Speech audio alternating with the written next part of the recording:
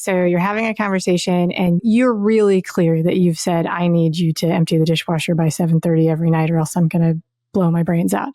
And you check and you say, hey, I just want to double check that we're having the same conversation, that I'm being clear. Can you recap for me what you think I just said? Because I understand I'm upset. I understand I'm not always clear, whatever. And you check in, and there's a bunch of different ways to do it. You make sure that they understood it the way you said it. And just think of all the times that you order food from somebody else and they read you back what you ordered to make sure that you're on the same page. Hey, I'm going to recap this. This is that same thing that alleviates some of the chance for miscommunication between two people where one person thinks that they've said one thing, the other person has heard something different. Hello, and welcome to the Stroke It podcast. I'm Alday Townsend, your host. This podcast is for individuals that are wanting to grow personally and professionally. The podcast is going to offer mindset shifts, personal experiences from myself and guest. We're also going to provide some great resources, tools, and direction for navigating life. The goal is to inspire you and encourage you to take ownership of your life and begin living it completely fully today. Let's get to stroking it. Hello and welcome. Thank you so much for tuning in today. My guest today is Amy Stone. She is a mentor, a coach for step parents and divorced parents who are co-parenting. She has been a step parent for more than 20 years. She is also a parent, certified coach, author, and speaker. Today, we're going to be talking about spouses, our family members, and how to take care of ourselves. Amy is going to give us 7 steps. She's also going to be talking about meditation and trauma and really how to make it as a step parent. Amy, thank you so much for tuning in today. Thank you very much for having me. I'm super happy to be here, Jenny. Super exciting too. Both of us are in Florida as well. Amy's in Miami and I'm in Sarasota. So anyone that's in Florida, cheers to you. Amy, before we get started, can you please tell our guests a little bit more about you, what season of life you're in, and a little bit more of how you got to the work that you're doing today? You got it. So I am probably a year and a half away from being an empty nester. That's the season of life that I'm in. I'm going through the beginning of the 4th of 4 college admission processes. Very excited for the next stage of my life because, as many people who are listening will know, it is a marathon journey. You start with these little tiny people, and you're thinking minute by minute and day by day, but getting kids to majority age is a lifetime worth of work. I'm married. I've been married over 20 years. I started when I was in my 20s, late 20s. I fell in love with somebody who had been divorced and already had kids. So I was a step parent before I was a parent. And so it was part of the adult team that helped to raise those 2 kids. And then I also had 2 more kids with my husband. So that's a little bit about the background of this season that I'm in. And I have been, for the past almost 5 years, developing a curriculum and working to mentor step parents. I also work with parents who are co-parenting because they have some similarities. And because that sort of dynamic is there of communication, extended family, complex family structure. And, but I did not, when I started this journey more than 20 years ago, I did not know that I was going to be doing this. And so I was mostly in the process of living my life and trying to make it through at the beginning. And now I am in the process of helping people with something that I think is pretty important. And that's where I am. That's awesome. Well, I'm super excited to have you here. And I know that a lot of people are going to be anxious to hear what you have to say. My parents are divorced. They both separated the first time when I was in 6th grade, dated other people, came back together in 9th grade, and then divorced again my senior year. And then they both remarried, and there wasn't much of co-parenting, or as you just referred to it, the adult team actually putting things together. So I'm really curious to hear how you work in tandem with your spouse, with the new family, the partners, and how you really develop that team to where it's a great relationship for all, including the children. Yeah. I think that this is a hot topic these days. And I think that a little bit of historical context helps people with this. So I'm 50 this year, and my parents were divorced when I was young, and I grew up with divorced parents. And every family has every family has stories. Like, if you don't know them, it just means you don't know them. But every family has stories. in the mid 70s, right, is when the U.S. divorce became much more common. We started adopting no contest divorce. And so there's like seasons of this because it was new to the first round of people and there was less support and there was less data. And the data is a little bit wonky even still today because we don't ask people on the census whether or not they're step parents. We do ask about marriage and divorce, but we don't ask about step parenting. And so that means that if you're my age and your parents got divorced, they had a different set of resources. But now we've got several generations of people who have changed the dynamic of this and more research on remarriage. But what's unfortunate is that even though we know about the number, like the data of people who are getting divorced and remarried, a lot of the support is still rooted in things that were written in the 1950s and 1960s. And it's not that information can't be helpful. It's just that there is a whole wave of support that should be available for people who have walked it. Because when your parents we know 10 to 15% of people who separate, even if they get divorced, will get remarried to that original partner. And when your parents were walking that path, probably nobody told them that. But that little piece of information could have been really helpful for all kinds of things, including self-doubt, so on and so forth. And so there's a disconnect between sort of the way a lot of people are living their life and the resources that are available. And I just hope to be a part of bridging that together for people so that they have more tools to be able to be intentional about the life they're creating. Yeah. So when you say that the resources and how different the dynamics are from people that got divorced earlier than getting divorced today, when you're talking about these resources, is it because things are, tell me what kind of resources that they're going to be, like what's the difference? So I think if you're in a relationship and you are trying to figure out whether or not you want to stay or go, and how you want to make it. I call this the way I phrase this is the industry is upside down. If you walk into their newsstands don't exist really anymore than bookstores, but like if you walked into a store and you're looking at a bookshelf about relationships or magazines, you're going to find 50 magazines on planning a wedding, which in the end is a one-day party. I mean, it's a lot more than that, right? But it's a one-day party. And if you go to find resources about the relationship, there's less resources. There's less emphasis on training people, giving tools for what it takes to build a life together. And so that's one thing. And the resources that are there tend to be very specialized. Here's what to do if you're living with someone who has this rare condition or has this very specific thing, life with type 2 diabetes. All of those things are very important, but they're very, very specialized. And the nuts and bolts of building a family together, there's like this general assumption that you're going to pick this up from the air, from the family you grew up with, your origin family, right? And that is true. We learn through experience, absolutely.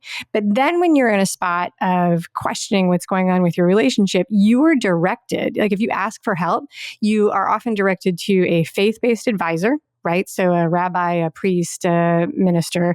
It's like preschool. Relationship health is very centered in faith-based communities, which is not always a problem. But if your decision doesn't match the rules of that faith, it can be a situation where that's not the best support for you, right? So that's not always people's situation. Is not a statement for or against faith. It's just like, it doesn't always match the advice that you're looking for.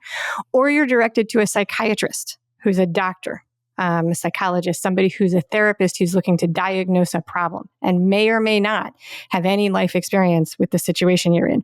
Or you're directed to a lawyer, and the lawyer's job is to fight for you, right? That's what they do, right? Want to get a divorce? Sure, I'll help you get a divorce. Want to not get a divorce? You don't need me for that, right? So if those are the resources, right, none of those are directly related to giving you tools necessarily to build your relationship, repair your relationship, or make a decision that is, in intention. there are a few resources that are out there, right? So like way back in the 80s, there was a book that came out, which was based on the Virginia longitudinal study of marriage and divorce, right? That's out there. People can read it. Terry Gaspard has just recently written a book about remarriage, which is, she interviewed 100 people and she's talking specifically about what it takes to build remarriage. But those resources aren't always offered right off the bat. And it's a disconnect because we know so many people are going through that process. And there is a book, To Stay or Go, How to Make the Decision, right? So there are some resources out there. They just tend to be a little harder to find than the ones that support planning a wedding and divorcing, right? The litigious process of divorce. In most states, we're now looking at mediation. Right. So if you decide you want to get a divorce, the legal system says, hey, go mediate, right? Mediation, actually, family mediation is like the power tool. If you can meet a good family mediator, they are like amazing. They're amazing. They teach you how to resolve conflict and so on and so forth. But the backside of that is the majority of mediators who are getting trained, mediation is a pretty unregulated field, just like so many other things. And the majority of mediators are actually lawyers and social workers. And so they also are very heavily rooted in the process of divorce, right? Like the assumption is there at the start of this process, divorce. And, or there is a problem. Social workers are dealing with situations where there is a significant problem. And so those resources don't always match none of those are, how do I establish a strong bond with my new husband's kids? How do I communicate with the ex without this? How do I feel good in my family? How do I stop feeling like I'm walking on eggshells in my new home? None of that is in there. So it's a different kind of thing. Yeah, you're totally speaking my language right now, because as you're saying this, when my husband and I were in the process of getting divorced, which we ended up making everything work and we have a beautiful marriage now. But when we were going through it, it was really hard to find people that, number one, wanted to be public about their marriage failing or that it had failed and they had to rebuild it. And then you had so many people that are just like throwing in the towels. They're like, I could never do this. So it was really hard to find people that were walking in the same shoes that I could connect with, that could provide guidance as well. And I did find a couple people that are like, if you can make it through this, your marriage will be really, really strong and you'll have a better marriage. But a lot of that came down to like us looking within and really understanding who we were, who we wanted to be as a team, and what our priorities were.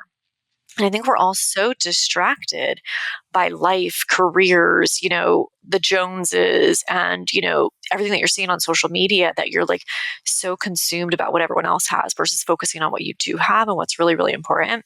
And so we went through a journey, and I always call it from the discovery through our recovery, and how we were able to rebuild our marriage. And I think a lot of times it's just easier to throw in the towel and call it quits. But when you were talking about how 10 to 15% of the people that get divorced end up remarrying their first spouse, I think that's important. If people could just take the time to really look within and look at their spouse before going through mediation and going through divorce, they're going to see that relationship actually can be fantastic and great, which would help the entire basis of their home life and their families. And I think just a lot of things are very tempting, and they're talking to people that haven't been in their shoes. Right. And people, some of it is thinking about it in maybe less of a black and white thing at that decision choice, right? So when you're unhappy in a situation, sometimes if the only choices that are offered to you are what you have right now, how you feel, and get a divorce and separate forever. If that's the only black and white choice, then that's where you are, right? So people say throwing in the towel, but the other thing is that there may not be an awareness of anything else, right? So it's like, hey, what if the possibility is taking a pause? What if the possibility is working with someone I will rephrase this, I will use my words to describe what you guys were doing, which is identifying your own individual values, creating the family values that are important to you, and intentionally designing the family and the household that you hope to have, right? If that's offered to people, maybe they'd choose it. Maybe not, right? Because there are situations where we're very lucky to live in a time where when you're in a situation that it's irreconcilable, right? There's no way to repair it. You can dissolve that relationship. And there are definitely those. We all know them, right? We all know them where there's a situation where there's no question, right? This is a relationship that should not go on. But when it's like giving people the choice, right? Showing them a different potential. So, like to break it down into like a really silly example, right? So, okay, you're a kid and you get a poor grade on an exam, right? You think your life is over. And then somebody comes in and says, you know what, actually, no, like, it's like, hey, do some extra credit, get a tutor. This is the alternate path that is not failure.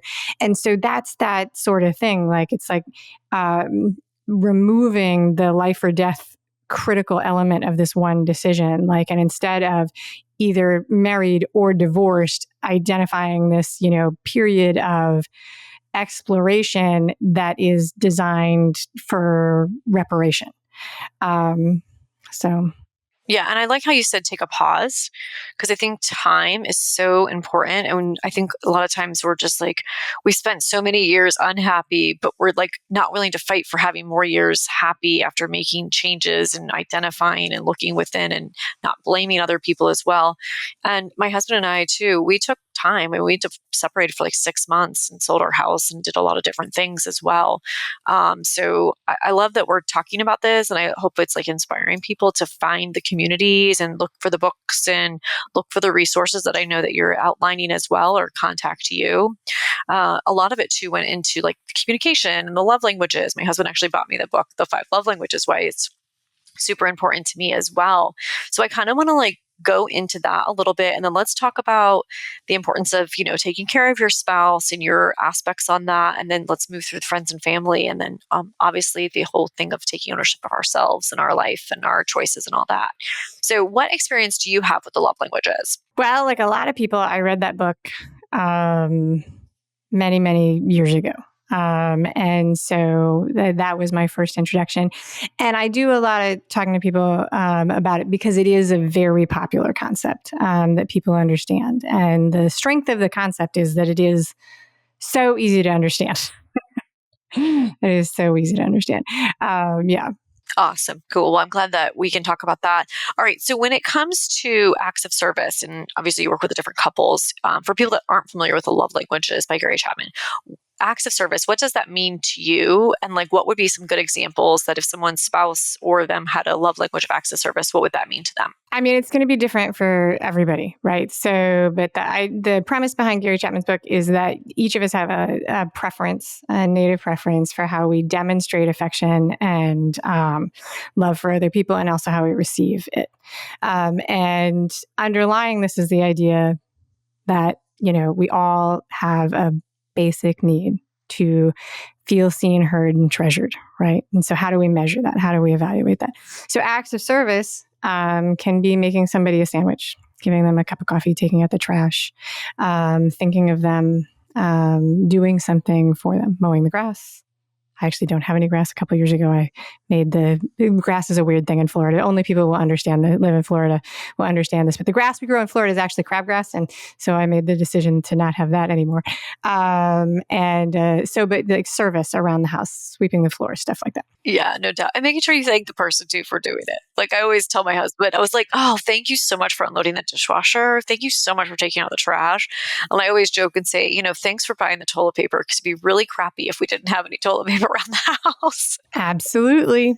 So don't take anything for granted. So awesome. All right. So let's get right into talking about the spouse. And I want you to talk about like the complex of it, the attention needed, things that may seem simple on the surface, and like kind of dive into that, where you can encourage us to either consider our partner more, be a better partner, and, definitely validate and contribute to our spouse's happiness. We're going to be talking about serving ourselves. So don't think it's all about the spouse when we go into this, everyone that's listening today. Right. I love the fact that you said that your husband got you the book and you both read it. Because this is two sides of a coin, right? A partnership and a family is not anybody by themselves. And so you've got two things happening all at the same time. You've got your own self, which is totally self-included. And then you've got the relationships, like with your partners, your parents, your kids, your stepkids, your neighbors, your bosses, whoever those people are. And they happen all at the same time. So you can break them apart, which is really, really helpful to try and figure out what's going on. But it's, singularity versus duality, right? Like, so there's all the things are one thing and then everything is happening all at the same time. And one of the things that makes family relationships complex is that balance between all the different parts, right? So nobody wants to be the only person well, maybe there's some people. Most people don't want to be the only person doing everything in a relationship. And so there's the balance of doing things and understanding how the other people in your family want and what they need. Small children are really easy because they're totally dependent on the adults around them. Adolescents, bigger kids, and adults are a little bit more complex because you don't know, right? It's not like a plant where it's like you feed them, water them, give them some sun, and they're fine. There's a little bit of figuring it out. And human beings are complicated. When we court people, when we're dating, a lot of us present a version of ourselves that's a little bit polished, right? We put ourselves out there in the way that we want people to perceive us. And it's only once we're comfortable in our house that we want to drop that. But it makes it harder for the other person to actually understand what we need if we don't tell them. That was one of the things that definitely has been a challenge for me in my marriage, is the just radical realization that my husband cannot read my mind. And so if I have a need, I do wish he could. I really do. But I have to be very overt and tell him what I want and what I need. And also honoring the fact that he's not the same as me, right? He's not the same as me. So once you get to know somebody, you can guess what you think they need and try and offer them that. And you can listen to them when they tell you what they want. And you can also watch to see how they respond when they react to things. So, I really like acts of service. My husband likes to hire people to do things around the house, right? So if I was going to only feel validated if he did it himself, that's going to put me in a weird spot, right? So acknowledging that he has a different way of doing things helps me be satisfied. Yeah, I can totally lean into that too. I mean, going just to quality time, like my idea of quality time, my husband's idea of quality time was two different things. Like quality time was me, like going to an event, him coming with me. His idea of quality time is us having one-on-one time, having some affection, having some like deep conversations. So having that understanding of what it means too with your partner. And I love that you said we can't read your mind. And everyone's like, I just wish he knew what I wanted. And it's like, have you told them? And have you told them in a space or when they're able to listen to you and they're not distracted? What kind of tone are you using when you are telling them what you need and your want? Because sometimes we're just like, you never know, and you start yelling at your spouse. They're not in the mindset to really listen to what you need and what you want, and where they're going to like store it for future use as well. So I don't know if you have anything to lean in or tips for us that would kind of go inside with that. I mean, that definitely is the power tip, is I call them drive-by announcements. Like, don't just, when you're walking through the kitchen in the morning, lay out all the important information, like schedule it. Hey, Jenny, I would like to talk about upcoming Valentine's Day and what I'd love to do. Do you have time to talk about it? And the answer could be now, the answer could be later, but like remove the element of surprise so everybody's ready to talk about it. And then it's more likely to do it. You talked about quality time. It took me a long time to figure this out in my house. My husband, if we are in the same general space, he defines that as we are together. So I'll give you an example. He is sitting on the couch talking to me about whatever football game is on for the 25th hour over the weekend. I don't actually dislike football. I just don't watch all of the games, right? So I'll be doing something else and he'll be just sort of narrating what's happening on the screen, right? I don't even, in my mind, I'm never going to remember that. To me, we're not actually together. We're doing two different things. In his mind, he's racking up all these hours of quality time. And it was like, it took me years to figure this out. And I had to be like, oh my God, like, this is so funny that so he's got, we've got these hours of time. And to me, this is like not time together. To me, time together is working on something together, doing something, so on and so forth. And, so it can be a little puzzle to figure it out. The power communication tool that I offer in relationships, that I just handed out like it's M&Ms, is the check-in, right?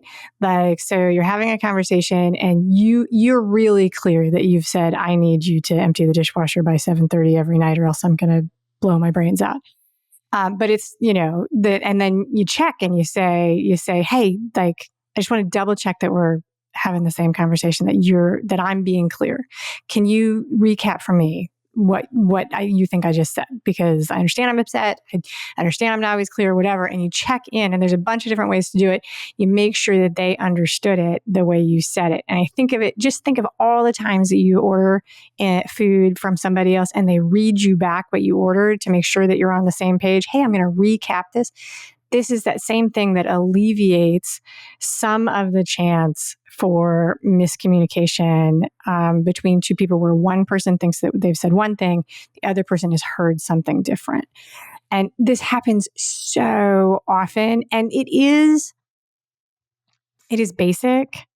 It is not super hard to execute. It sometimes feels a little ridiculous, like you're like having a toddler conversation, like a cast member in Dora the Explorer, but it's worth it, especially in those important times. It's like when something's important, it's, and it alleviates, it's just that. And you can do it with a good sense of humor. Like, if you're in the right state of mind, you can be, okay, I know that we've been talking about this for 7 hours, 20 minutes, and 37 days, but so that we don't have to come back and do this, would you mind? Like, let's just recap and make sure we both have the same takeaways from this.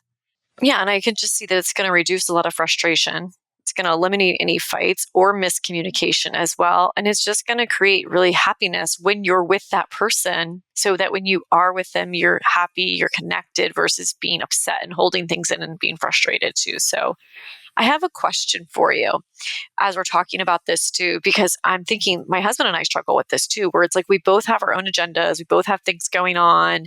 And just before we were going to jump on this podcast, I'm like prepping, I'm on your website and this and this. And he comes to me with like 2 minutes before we're going to start with this question that he's like hanging on to, or he's trying to resolve and things like that. So when it comes to like personal, like priority times and like balancing who's a priority because what they have on their plate, navigating that maybe of like, what advice do you have?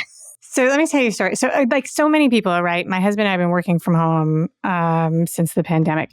Before the pandemic, I was working from home already, right? So I had business hours and all of these things, but then he started working from home a couple years ago. I don't remember exactly when. I was he has a home office, right? There's a space for him to do this. I was eating lunch in our kitchen, and it was lunchtime, a time when we would do that. And my husband was also, I think, eating lunch or making lunch, and he got a call. So he started taking the call in the kitchen, and then he shushed me. He shushed me in the kitchen while I was eating lunch. So anyway, we've been married a long time. I've got a lot of tools. I didn't interrupt his call. I may have given him a little snarky look like Whiskey Tango Foxtrot, but he didn't pick up on that. And when he ended his call, I was like, hey, if you look over your shoulder, you will see your office, which has a door where you work. And this is the kitchen. This is where we eat and cook. We have we have a countertop where I was sitting, where she was eating. It's not okay for you to shush me when you come into a common space, and I'm using it for the intention that is, that it's created for. And he laughed, right? He laughed because in his mind, he's working in the house, and the whole house is his office. And so it was redefining what those boundaries were. Like, this is the living room where we watch TV. This is your office. Yeah, I'm making this sort of sing-songy because it is a little ridiculous, right? He knows these things, but his concept of how we were going to share it and his, internal priority was a little different than mine. Most people are ego-centered. Like we are centered in ourselves. It's the way we see the world. And so being aware of other people's priorities is not always obvious, right? And it's most heightened if you've ever lived with a teenager. Teenagers are, they're not aware of other people's needs. And so it's like sort of defining those boundaries and making them clear. And the thing that I think helps with this a lot. So one of them is what we talked about before, like really making sure you've correctly, adequately communicated it. Is he aware that when you're in this room, it means that you're working, right? So don't assume that they know unless it's been confirmed. And it has to be so much clearer than we think it does.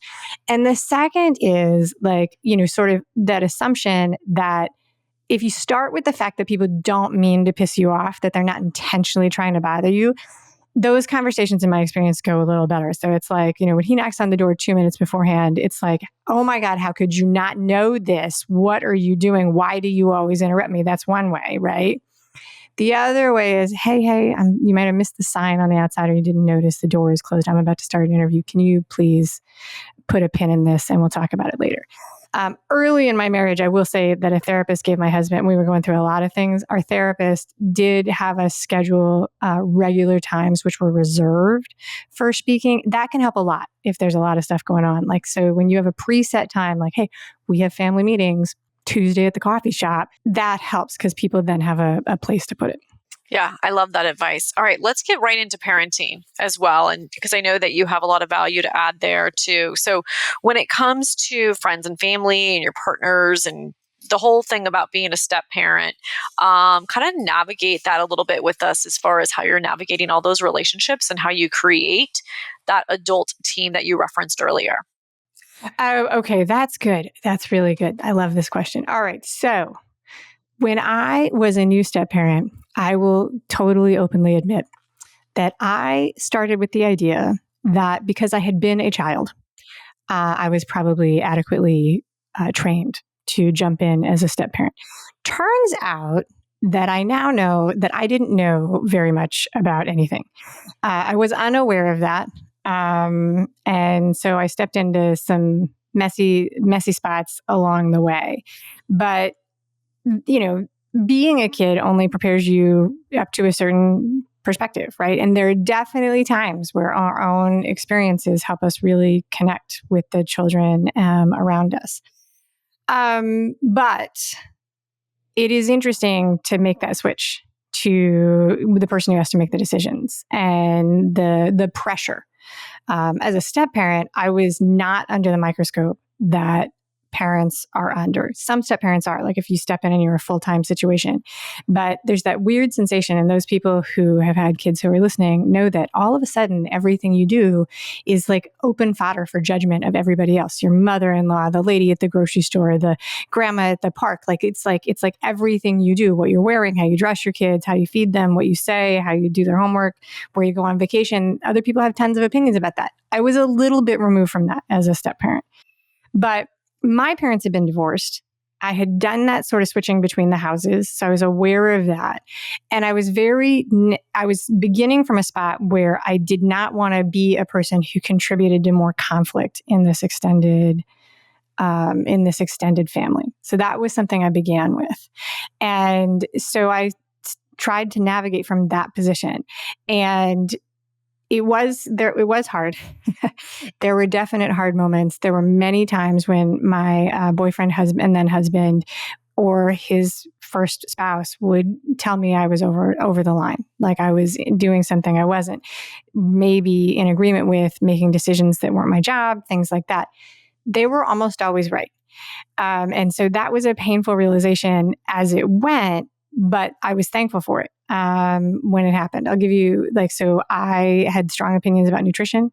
I said some things to the kids that got repeated at their mom's house.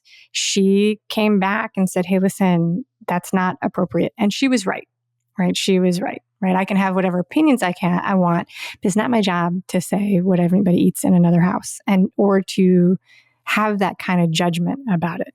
Right. To say that what somebody else is doing is incorrect. They get to make those decisions. So learning that line was part of the process. The words I used to put it together overall in how I navigate this today and how I recommend that people navigate it is honoring and respecting all of the relationships in the family, right? So honoring and respecting my relationship with my partner, right? His relationship with his former spouse, right? Because that doesn't end when they get divorced because they have kids. If you don't have kids, you can do a hard cut. But for most people, those people are connected through the life of their children, and the children outlive us. So that turns out to mostly be forever. Well, hopefully the children outlive us. So honor and respecting those relationships. Well, if you treat other people with honor and respect, what does that mean? It means we listen to them. It means that we reflect on it. We allow them to have other opinions, and all kinds of things like that. It changes things, right? It's okay to have a disagreement with somebody you honor and respect. It's okay to have a heightened conversation and repair it with somebody you honor and respect. Yeah, that's really beautiful. And I think that a lot of times there's just so much emotion and so uncertainty, and everyone's feeling insecure, or this person doesn't love me. And then it's the transitions, you have the emotions.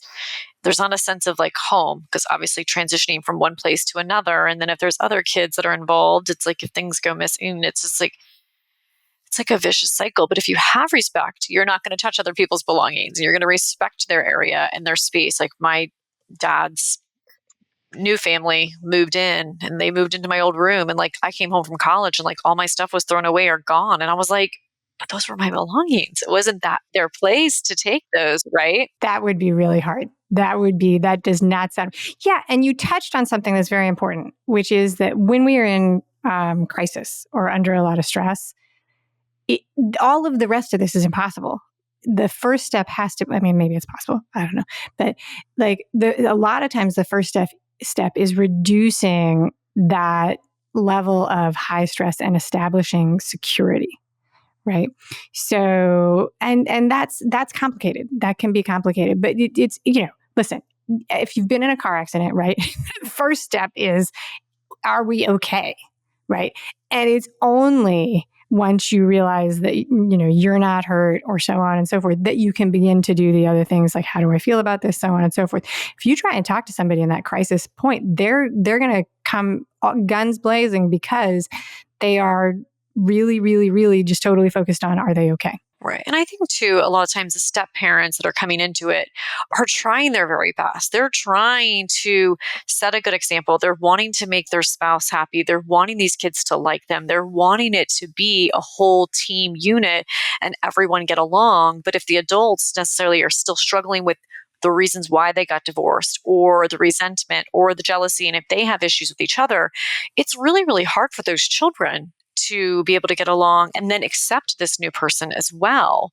And depending on why people got divorced, you may have one parent bad mouthing another parent, which then they're never going to accept the new, parent that's coming in here. And at the end of the day, if you have 4 people caring and loving for you and, helping you navigate life, that's bonus. But I don't really feel like that's the take that we all have on it when we're going through that situation, or that light isn't there. Yeah. One of the reasons that sometimes is like, so, right.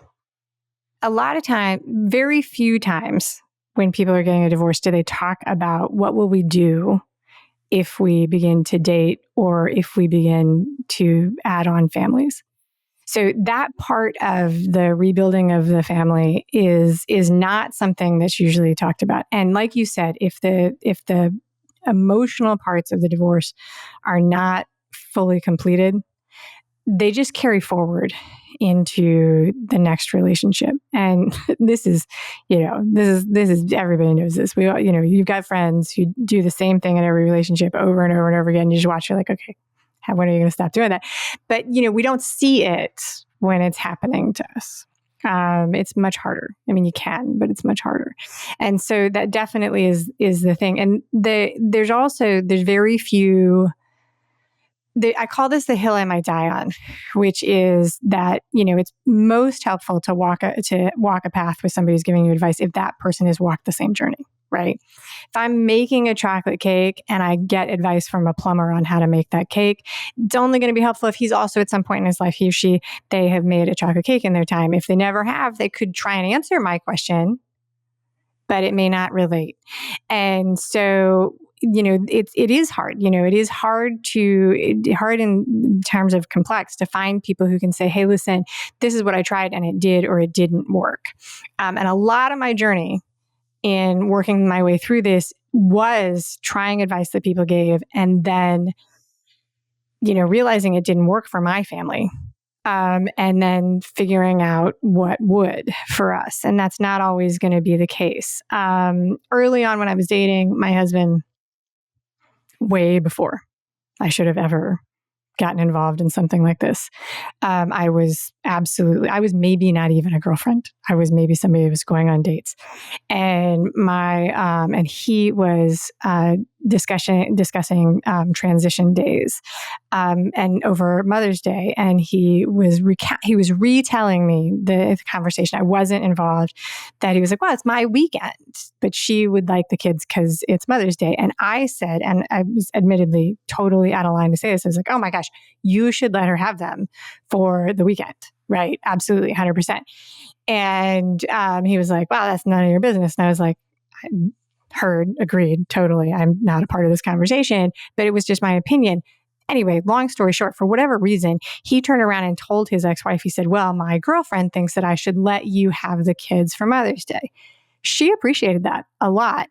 And it went towards establishing a communal method of communication about those transitions, which is one of the most complicated parts in these complex families, like depersonalize, like not taking it personally when somebody needs to make a change, not treating the kids as a weapon with their time and their calendars and all of those things.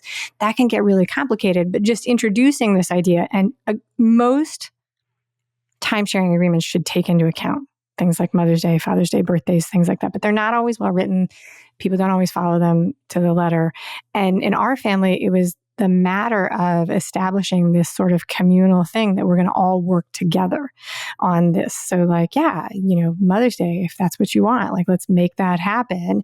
And the idea being that on the other end, there'll be a switch someday where it'll be, in the other person's favor, which only works if people are at the same point in this relationship and you don't have somebody who's manipulating the system. But when it works, that's kind of the idea.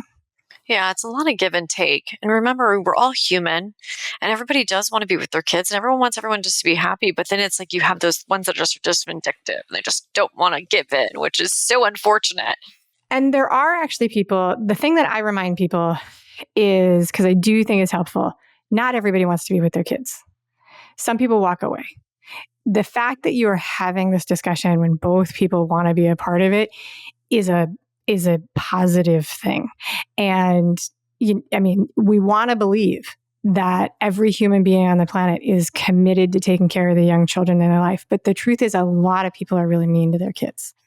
And we don't want to think about it very often, but people do walk away and people do completely abdicate their responsibility. And that's, so if you've got people who are both interested in being involved, or 4 people who are interested in being involved, or however many people there are, that, if you can, try and think of that as the blessing that it is and try to make it work. Yeah. Right. All right. Before we go into talking about, the benefits of like your own time and owning your work and owning your relationship and all of that so that you can do a really great job being a parent, if people are listening and they are a step parent and they're just trying to navigate this, they're feeling defeated and they don't know what to do, maybe there's something you can tell them, or like, do you have a guide, or what would you tell them right now just to give them hope and like say there is light at the end of the tunnel and things will work out? Well, they have a 100% success rate, if they're listening to this, of showing up for every day of their life, right? So that is when we're in really, really high stress situations, and we're really, really questioning all of our life decisions. For me, it was sitting on a floor in a closet, crying, wondering what I had done. Some people find themselves in a shower, really unsure of how to make it work. And the refrain that tends to run through people's heads is, how did I get here? I'm smart. I can do things. I don't understand the things I'm trying. I'm working so hard and they're not working. And I feel miserable. And so there are things to offer, that will help. I have a lot of resources. I always think of that person up in the middle of the night, sitting in a chair, sitting in a closet, sitting on the couch, who's looking for support. And that's not during office hours, right? That's not, hey, pick up the phone and call a friend. That's not Zoom with me at 2 a.m, right? So I try to have resources that are available and consumable to people with very, little on your own time. I try and keep that person in mind when I'm developing things. So I have a pack of pep talks, audio pep talks that I offer people, downloadable journals, things like that. And all of those are through my email subscription. So you join the email community and then I offer you up all my cool toys. That's amazing. That's amazing. All right. Well, getting back to ourselves and how important it is to really key in on who we are and what we're doing and the impact that we're going to have on others really depends on who we are for ourselves. So I kind of wanted to dive into that. We've got a few more minutes, and if we can just kind of encourage other people just to take ownership of their decisions in their life, I'd love to hear your take on it. Yeah. So almost always when I start talking to people, we really are very much focused on the source of our unhappiness being what other people are doing. Now, sometimes it is, right? Sometimes it really, really is. But the flip side of that is that our perspective and how we are experiencing our life is very much related to our past, and what we know and what we expect. And so one of my favorite phrases is that resentment and unhappiness grows in the space between our expectations and our experience. So if we are experiencing a family where the kids come and go between two different houses, but what we were dreaming of or expecting was a castle with everybody in it all the time or life on a farm, that's the gap where our resentment and our discontent can grow, right? Can grow. And that expectation starts with us, right? Starts with us. And so figuring out what we're expecting, which is something we don't think about very often, right? We just don't. We are running around with our life. We grow up in all of these things and we don't really stop to think about, oh, you know what? This is my version of what a family should look like. We don't verbalize it, right? And so that's the part of the figuring out what's going on with you and what your desires are so that you can correctly do your best to communicate them. Empowering yourself to feel strong in making decisions so that when you see decisions, you feel like you can make them. These are like little sound bites, but those are some core things. And it's a mindset shift. It is often a mindset shift. I think it's the biggest bait and switch that we do for modern people is that we raise everybody in this situation where their objectives are defined by the container they're in. You go to school, there's a curriculum, there's a judge, there's somebody who's scoring it, they tell you how you're doing. You arrive in adulthood and you've got all these responsibilities, but there's no roadmap, there's no matrix for how you're going to be scored. And the dirty trick is that we are the judge. Right? We spend a lot of time looking for other people to tell us how we're doing. But then somebody's like, oh, well, why would you care about those opinions? I don't know, because I've been scored on everything I've done since I was 6 months old. Why wouldn't I care? But the mindset shift is to realize that you're the one that makes the rules for your family and your house, and you're the one that decides if you're doing a good job, and you're the one who gets to say that you're proud of what you did. And yet not all of us are taught that or given an example to say, here's how you switch that. Right. That's amazing. Amy, you're so connected to this topic and I love it. And I feel like you're encouraging and you are speaking obviously from a lot of experience and you've walked this path, which I think at the end of the day, that's what we want. We need to find people like you that have been in our shoes, that can guide us, that can support us, and that can encourage us that it's going to be okay. And I think those really, a lot of the tools, the insight that you provided today was fantastic. If there was one final tip that you could give our listeners today that they could implement or do on a daily basis to help not only themselves, but their family and the Step family and this whole adult team, what would it be? Just one.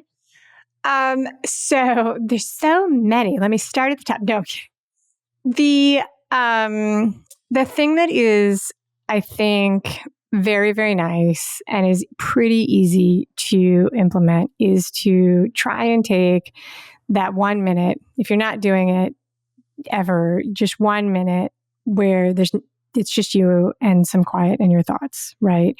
So no earbuds, no podcast, no book in your ears, just quiet to check in. And during that time, it's to reassure, just check in on yourself. How do you feel right now, right? The reassurance that you are okay or you're not okay, right? With nobody else putting anything in. And that can be the start of building those kind of things, those mindfulness practices, the awareness, the gratitude.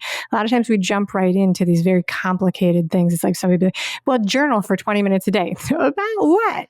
Meditate for 20 minutes a day. About what? How? Exercise for 60 minutes a day. I hate it, So it's like stopping and just doing the thing where you're removing the external stimulus and focusing for just a second. How do I feel right now? Am I stressed? Am I happy? Does my body hurt? Am I hot? Am I cold? Am I hungry? That kind of stuff. Beginning there is what I would tell people is the power tool. I love it. I mean, just being self-aware, you can also communicate what you need and what you want. Yeah. And a lot of people who are in the business, like doing the busy stuff of raising families and running households are very focused on the other people in their family. So that is also the action of bringing the attention back to yourself, put the air mask on first. Like, how am I doing? That kind of thing. Yeah, I love it. All right. So Amy, I'm assuming we have some listeners that are going to want to connect with you. Tell us, how can we connect with you? How do we, once again, join your email list? That way we can get all those great tools and tips that you have to offer. So my name is Amy. The name of my business is Amy Says So, which comes from that thing that parents are allegedly yelling at their kids because I said so. So my website is amysaysso.com, and you can, I invite you to get any of the free resources. I have a book about my experience blending my family. I have I call them 7 tips to happiness, that kind of thing. You can opt into any of those things, and that will put you on my email community, which is where I share my goodness. I do also have a podcast, which I call the Amy Says So Show, which introduces my coaching philosophies and things like that. I talk about things like not divorce shaming, the problem with nostalgia, stuff like that. And so those are free resources. You can listen to that and know more about what I think than maybe even I do myself. And I hope to help as many people as I can. I tell people that I look forward to the day when what I do is not needed anymore. And I'll know that that's the case when I see a shopping list for school season that is written for families that have more than one house. So, yes, I come from a divorce family. I still don't know how my parents did it while running companies, and we were in 3 different schools. We were all in different sports. We were all in 4-H. My mother's getting like a bachelor's and a master's degree, and it's like, I don't know how parents do it. And I don't have children. And I say to myself, I'm like, oh, I'm so tired. And I said that to someone with kids, and they're like, you don't even know what tired is. And I was like, ooh, I will never say that again. It is. I mean, you can't know what you don't know, right? You just cannot. And I mean, it's not the suffering Olympics, for sure. So it's not a competition about who's suffering more. So I believe you that you're tired, and I honor that your fatigue is coming from an honest place. Yes. Awesome. Well, thank you all for tuning in today. If you liked this podcast, definitely give us a review. Better yet, consider 5 of your friends that could benefit from hearing Amy's story, her philosophy, and her tips that she shared with us today. Thank you so much for tuning in.